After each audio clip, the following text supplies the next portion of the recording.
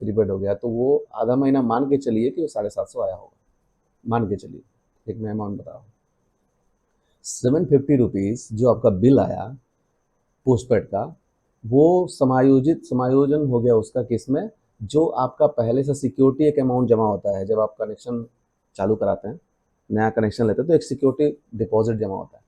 तो जितना भी सिक्योरिटी डिपॉजिट होगा 100, 150, 200, 500 रुपये, वो उस 750 में से माइनस कर देंगे। ठीक है, तो उसका जो बिल बचेगा वही आपको पे करना है, पूरा 750 नहीं पे करना। तो सब अच्छी चीज़ तो ये है कि कम से कम लोगों का हेडेक कम हो, कि ये चीज़ें समझ में आ जाए उनको, कि उनको ज़्यादा बिल, लोग बहुत डरे हुए हैं कि इतना ज़्यादा बिल कैसे आ रहा है, ये है वो है। तो जब चीज़ें चेंज होती हैं तो हड़बड़ी मस्ती हल्ला गुल्ला होता है।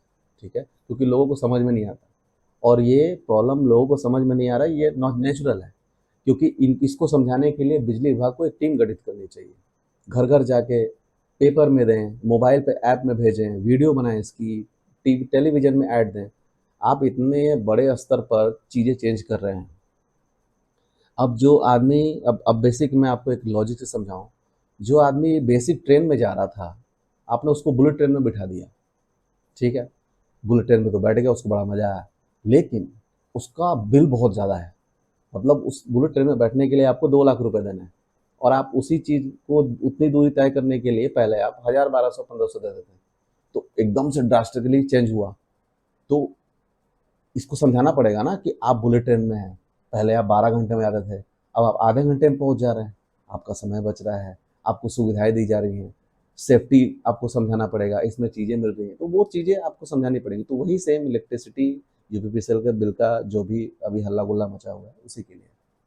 तो ये तो बिजली विभाग को करना पड़ेगा।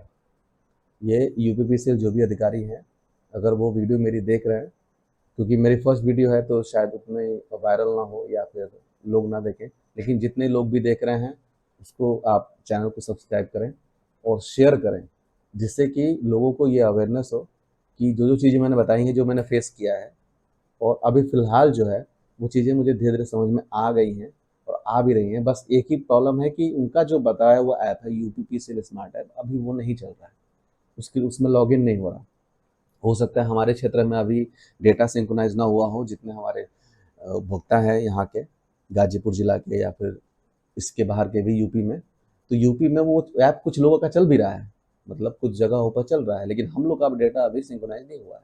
तो ऐसे बहुत सारे लोग होंगे, तो उनके लिए बहुत ज़्यादा फ़ायदेमंद होगा, वो आप कर सकते हैं। बाकी फ्यूचर में क्या होगा उसे हम बता नहीं सकते, क्या चेंजेस होंगे, क्योंकि अभी बहुत विरोध हो रहा है कि स्मार्ट मीटर अपने यूज़ ना करें। स्मार्ट मीटर जो जिन्होंने इंस्टॉल किया उसको हटा दें, पुराना वाला मीटर दोबारा से लगाएँ। तो देखिए, जो चीज़ें आगे बढ़ रही हैं उसको बढ़ने दीजिए।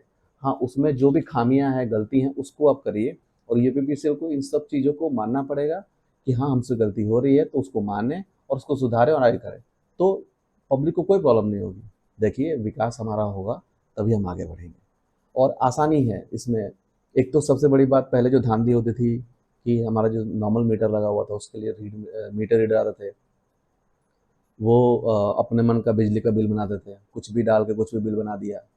तो वो सुविधाएं, जो असुविधा थी वो तो खत्म हो गई इस बार में स्मार्ट मीटर में। इसमें क्या है कि बिल जनरेट हो रहा है ऑटोमेटिकली, तो जितना यूनिट आपने कंज्यूम किया है सेम वही बिल आपका जनरेट होगा। तो ये तो सबसे अच्छी चीज़ हुई है, ये मैं मानता हूँ।